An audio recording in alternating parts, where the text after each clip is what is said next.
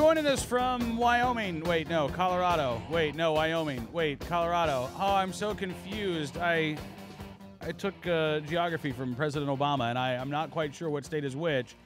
I think it's Colorado. That's the one below Wyoming, right? Dave Kopel, the research director of the Independence Institute, is with us. Dave, good evening, sir. Good evening from beautiful Wyoming. Colorado? Maybe we could just, look, really, why can't we just absorb Wyoming into Colorado and just make it one big state? Now, granted, that moves us down to 49 instead of up towards 57 states, but... Yeah, as long as we adopt Wyoming's policy of not having a state income tax, I'm definitely open to that. And we're, for those of you who are unaware, poking a little fun at the Obama administration, who put out a graphic on materials on President Obama's Western swings and highlighted all of the states that he would be visiting, except that he was going to Colorado, and they highlighted Wyoming. So, I guess if the Bush administration had done that, that would have been the lead item on all the network news. Oh, absolutely. How dumb he is. But, again, this is the president who referred to the Intercontinental Railroad last week as opposed to the Transcontinental Railroad, and that didn't really get picked up. He was a constitutional law professor, Dave Kopel. He actually taught civil rights, if you want to be technical, which is which has a lot of constitutional law in it, but it's slightly different. All right. Well, speaking of civil rights, a couple of things to talk about here, including the civil right to keep and bear arms. I thought this was interesting. There is a case before the Illinois Supreme Court right now, People versus Aguilar, and you wrote about this on the Violent Conspiracy today. This raises the question, you say, of whether Illinois can, consistently with the Second Amendment, prohibit the carrying of firearms for lawful self-defense in public places. And it sounds like there is a fascinating amicus brief, a friend of the court brief that has been filed primarily written by Oklahoma City University law professor Michael O'Shea, but Nicholas Johnson from Fordham and you as well both contributed to this amicus brief. Exactly. And if folks want to read the brief, we've got a link to it on the front page of my website, davekopel.org. Okay. Now, can you hit some of the highlights here? I'm guessing the state of Illinois says, well, we don't have to have any sort of carry law because the Second Amendment makes no mention of carrying firearms. I think bearing arms means something different. But and that Heller and McDonald didn't establish any sort of right to carry. Is that their argument, basically? Exactly. And they'd say that at most the Supreme Court has been silent on the issue or hasn't really said for sure. And one of the things the brief explains is when you look at if we only had the Heller case, I think that would be a weak argument just on Heller. But when you combine with what McDonald said, McDonald said, as we held in Heller, and then there's a quote about we defined our holding in Heller. And the holding is the part of the case that is absolutely the part that all lower courts have to obey. And it described the holding in Heller as defining the Second Amendment as the right to keep and bear arms in case of confrontation. Okay, so it's not simply a matter of having a right of self-defense inside your home, then? No, it's a right to carry as well. Okay. And again, where can folks read this amicus brief? Go to the easiest way is go to davekopel.org, davekopel.org, and there's a link near the top of after the videos at the top of the page. Just underneath that, they'll find a link to the page, which will get them to the brief. Okay, and you point out that the brief doesn't argue for a specific system. It just says that a complete ban is unconstitutional. Exactly, and you want to give courts the easier questions to answer. They don't have to. This is not even a situation like New Jersey or Maryland, where they have a permitting system, and the problem is not necessarily that the permitting system exists, but in how it's administered.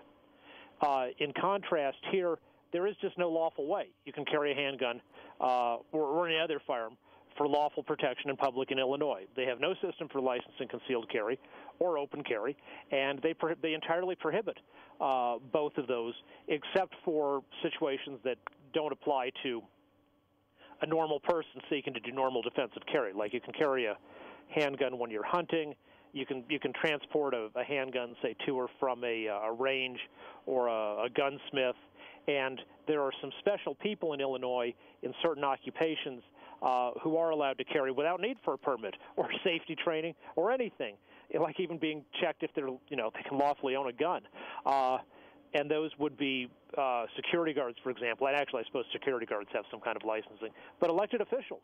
I was going to say aldermen. You get elected aldermen in Chicago, you can pack heat. Yeah, and that no safety training required. That actually came up a couple of years ago when a councilwoman named Arinda Troutman was discovered with a gun that did not belong to her in her home. Right. As I understand it. In Chicago, you're supposed to re-register your guns every single year, and she had failed to do that.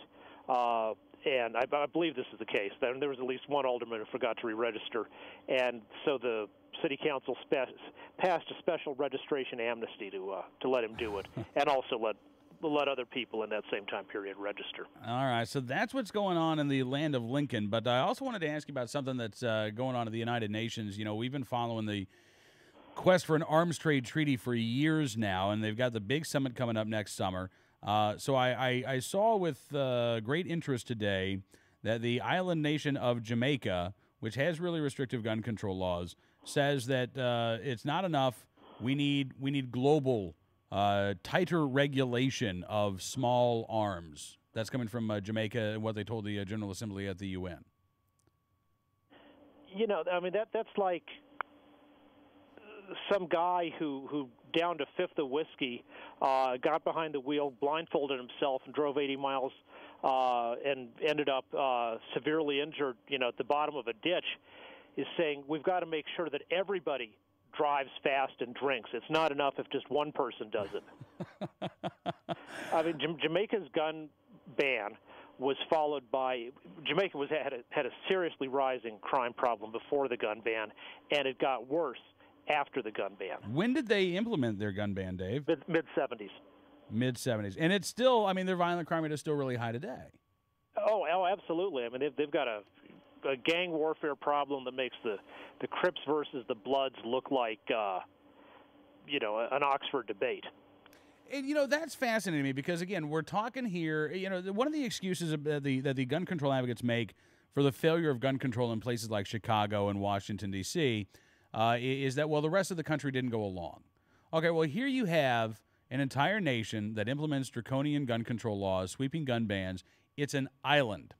So it's not like it's real easy to, walk across the county line and to, go to a place where guns are legal. Yeah. And yet when this entire island nation bans firearms, gun control doesn't help there either. No, and in fact, let's look at one of Jamaica's top exports, which is drugs. We have a global ban. It's not like, Jamaica bans marijuana and lots of other drugs, and you don't have a situation where, say, it's legal in the Bahamas or Venezuela or whatever. It's banned everywhere. And yet the Jamaican drug ban is also a complete failure. So we have the test case. Well, what if we only had a global ban, then it would work? Well, no, it doesn't work. It doesn't work on drugs, and it certainly is not going to work on guns, which are considerably easier than drugs to smuggle. For drugs, you need to illegal drug users need a continuing resupply, whereas an illegal gun purchaser only needs to do a one-time transaction. Interesting. Now I'm guessing that the comments from Jamaica's deputy prime minister probably went over very, very well at the United Nations. We'll probably see some of these quotes, and I guess the representative from the Bahamas, the deputy prime minister and foreign minister from the Bahamas, also said that they are, quote, supportive of a strong, effective, and non-discriminatory arms trade treaty. Well, yeah, and I'm not against a strong, effective, and non-discriminatory arms trade treaty either, but if they want it to be effective, they can't get into gun ban territory.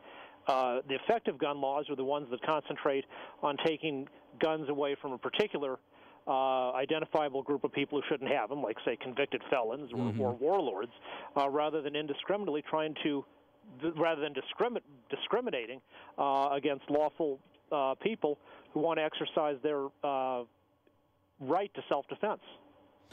Well, Dave, I think that we are now less than a year away from that big summit at the United Nations. Do you expect that we're going to be seeing more of this talk from a lot of these member states that are really pushing for this treaty between now and the summit next summer? Oh, sure. I mean, the gun ban groups, I think I think they may have some sense that they better get it done now, because the United Nations may be getting a little worn out on this, or at least they may not soon gear up to create a major international treaty. I mean, they've still got their program of action and their bureaucratic process, but in terms of sort of having an extravaganza, this is their best chance for the prohibitory treaties they've been seeking. So I think we'll certainly be seeing the groups like Oxfam and Amnesty International, which used to do to both be constructive pro-human rights organizations, but now are unfortunately working against human rights. Yeah, absolutely. Well, listen, Dave, again, glad you could join us tonight, sir. Really appreciate your time, and I know we'll be talking again very soon. Sounds good.